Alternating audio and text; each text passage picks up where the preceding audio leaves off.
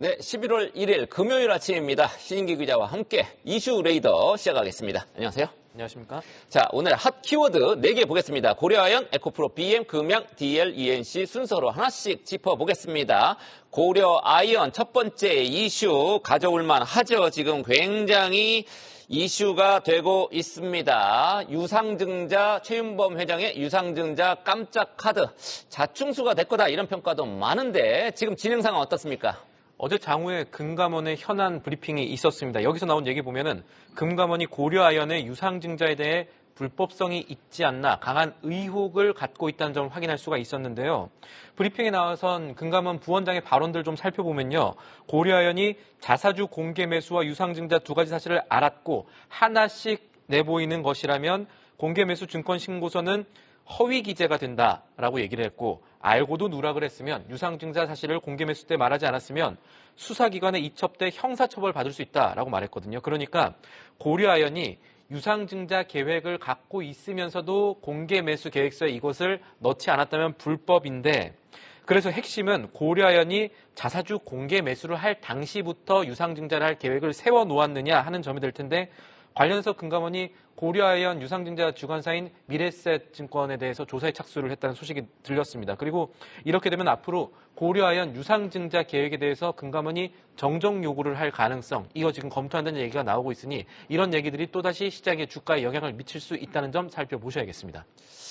네, 지금 사실 국민의 지지를 얻는 게 중요한데 최윤범 회장 그렇죠. 측이 뭔가 조금 잘못된 선택을 하지 않았나 뭐 이런 생각 좀 듭니다. 추이를 계속 지켜봐야 되겠습니다. 우리 투자자분들. 자, 두 번째 이슈 에코프로 BM 보겠습니다. 지금 코스닥을 바이오하고 이제 2차 전지가 리딩을 하고 있다 이렇게 볼 수 있겠는데 그중에 이제 대장이었죠. 지금은 알테오젠에 밀렸으니까 에코프로 BM 2차전지 양극재 업체인데 시간의 거래에서 지금 밀리고 있단 말이죠. 테슬라도 간밤에 한 3% 떨어지기도 했고 실적 때문이죠. 일단 실적 때문이라고 봐야겠습니다. 이 에코프로 그룹, 그러니까 지주사인 에코프로를 비롯해서 에코프로 삼형제라고 불리는 에코프로 BM이라든가 에코프로 머티리얼즈, 에코프로 HN 모두 실적이 부진했습니다. 간단하게 실적부터 살펴보면요. 지주사 매출은 당연히 좋지 않았을 것인데 이것은 에코프로 삼형제가 다 좋지 않았기 때문입니다. 양극재를 생산하는 에코프로 BM 같은 경우는 매출이 전년 대비 70% 넘게 하락을 했습니다. 5,219억 원 기록했고요. 3분기 기준입니다. 영업 손실은 412억 원 냈습니다. 적자로 돌아섰죠.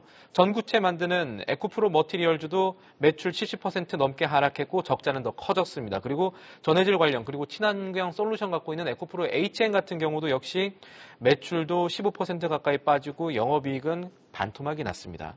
그래서 이게 지금 상황에서 3분기까지는 여전히 수요가 좋지 않고 이 캐즘이라고 불리는 영향뿐만 아니라 그동안의 광물 가격들이 갑자기 빠지는 영향, 그동안에 비싸게 샀던 영향을 지금 받는구나를 알 수가 있을 텐데 기존 주주분들 그리고 또 2차 전지에 관심을 이제 갖는 분들한테 그나마 긍정적인 내용을 하나 보자면은 최근에 광물 가격들이 하향 안정세로 접어들고 있다는 점입니다. 그래서 원자재로 인한 실적 충격 같은 경우는 이제는 좀 지나간 얘기, 잦아들 가능성이 있다는 점이 되겠고요.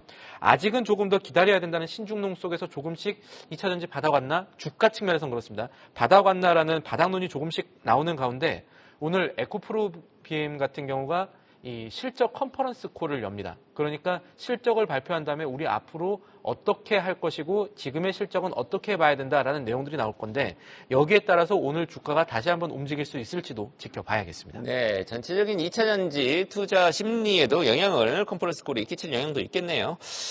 자, 세 번째 이슈 금양입니다. 그동안에 금양 여러 번 우리 신 기자가 가져왔었어요. 우리 부산 출신인데 신 기자가 부산 기업인 금양에 대해서 부정적인 얘기 많이 갖고 왔었는데 사실 이제 금양 주가 그동안에 너무 많이 떨어졌죠. 지금 불성실 공시 법인으로 지정이 돼서 뭐 거래 정지도 됐고 몽골 광산 때문에 그다음에 이제 자회사 SM랩 요거 상장도 안 되는 악재들도 많았습니다. 그런데 사실 어제 시간의 거래에서는 올랐습니다. 예, 많이 올랐습니다. 주가가 많이 뛰었고 어제 정규장에서도 많이 뛰었단 말이죠. 그렇습니다. 좋은 소식이 있습니까? 금양이 어제 공시 홈페이지 통해서 이른바 혁신 쇄신안을 공개를 했습니다. 회사가 직면했던 일시적인 위기를 반드시 극복하고 신뢰를 회복하겠다는 건데 이것을 위해서 대주주인 류광지 금양 회장이 보유 주식 가운데 1,000만 주를 회사에 무상 증여하기로 했습니다.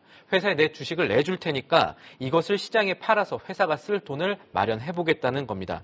금양의 어제 종가가 41,500원이었습니다. 그러니까 최소 4천억 원 이상의 재원을 마련할 수 있다라는 보관을 세운 것이고요. 그리고 기존에 회사가 갖고 있던 3천억 원 규모의 빚이 있었는데 이것은 출자 전환을 해서 갖겠다고 했습니다. 출자 전환이라는 것은 회사에 갖고 있는 부채를 주식으로 전환해서 주겠다는 겁니다. 그러니까 류광지 회장이 회사에 빌려줬던 거를 맞습니다. 주식으로 받겠다라는 거죠. 그 얘기를 하려고 그랬습니다. 그러면 회사의 빚쟁이는 누구냐 했는데 역시 류광지 회장이었거든요.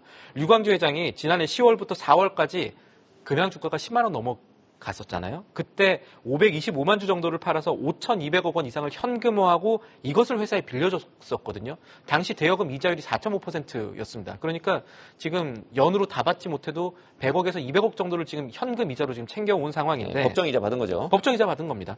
그러니까 이번 쇄신안이 사실은 단행될 수 있었던 본질에는 어떤 현금의 추가 투입이라든가 재원을 어디서 회장이 끌어온 것이 아니라 금양의 미래를 믿고 투자했던 개인 주주들이 떠받쳤던 주가의 차익을 갖고 일어난 아니라고 봐야겠습니다. 대주주가 말씀드렸던 대로 다른 재원 동원한 게 아니라 주주들이 떠받친 주식을 굴려서 내놓은 아니기 때문에 그렇습니다. 어쨌든 재무적으로 봤을 때는 이번 결정 이후에 금양의 재무 건전성 자체가 높아지는 효과가 있습니다. 그동안 몽골 광산 등으로 이 주주들의 신뢰가 많이 무너졌었는데 이것들을 좀 회복하고 또 회사가 내놓은 계획대로 배터리 본질이 잘 돼야죠. 배터리 분야가 잘 될 수 있을지가 따져봐야 될 부분이겠지만 이번 쇄신안 이후에 당장 12월로 예고한 유상증자가 성공할 수 있을지 이 부분이 사실 회자와 류광지 회장 등 대주주한테는 단기적으로 더 중요한 문제가 되겠습니다. 그런 상황에서 나온 아니다라고 볼 수가 있겠죠. 우리 개인 투자자 입장에서는 또 예정된 유상증자 굉장히 큰 부담이겠네요. 그렇습니다. 지금 유상증자 발행가액을 봐야 되겠지만 지금 주가가 지금 4만 원 초반대면 3만 원대 이제 발행하려고 할 텐데 그러면은 어떤 주주 입장에서 주가가 또 밀리지 않을까 이런 걱정을 안 할 수가 없겠네요.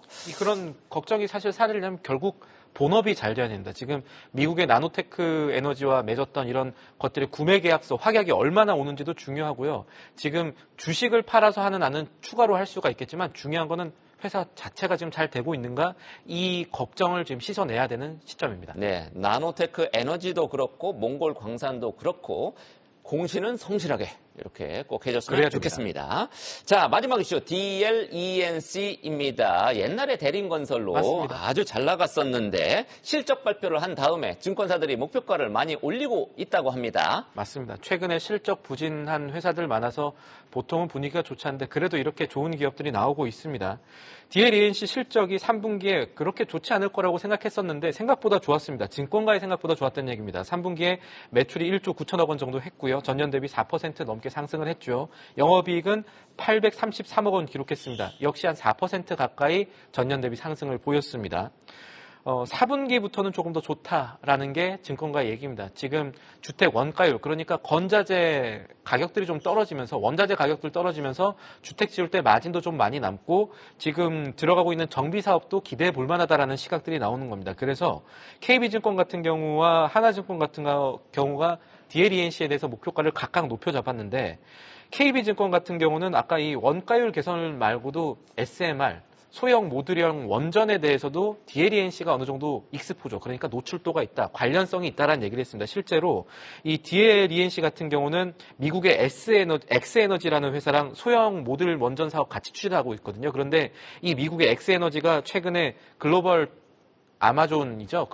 기업 아마존한테 투자받기도 했었습니다. 그래서 기대감이 조금 더 커지고 있는 상황, 이거 고려해야 된다는 얘기도 했었고, 하나증권 같은 경우는 4분기부터 아까 말씀드렸던 주택마진 개선이 잘 될 것이다 라는 긍정적인 평가를 내놨습니다. 알겠습니다. 우리 일군 건설업체인 DLENC 원전 관련한 노출도 있다고 합니다. 증권가에서는 목표가를 줄줄이 상향 조정하고 있다. 이런 소식까지 마지막으로 들어봤습니다. 지금까지 신인규 기자였습니다. 계속해서 다양한 경제 이슈를 알고 싶다면 구독과 좋아요, 알림 설정 부탁드립니다. AI 캐스터 권미정이었습니다.